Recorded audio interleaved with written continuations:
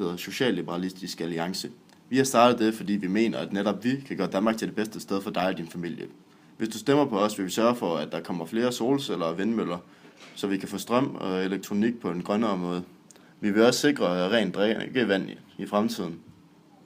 Vi er også stolte af vores værnepligt, og vi vil have, at den skal være, som den er i forvejen. I EU er vi også stolte og glade for, at vi er en medlem, og det vil vi sørge for, at vi fortsætter med. Men derfor betyder det ikke, at vi vil have euroen ind.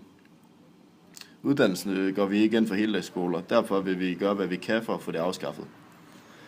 Vi vil sikre bedre transport til og fra uddannelsesstederne.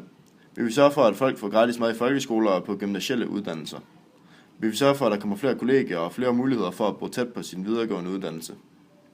Det skal også være strafbart at købe alkohol til mindreårige. Unge skal have kørekort, når de fylder 16. Og vi vil give et tilskud til virksomheder, som sørger for, at de kan få flere i praktik og arbejdspladser.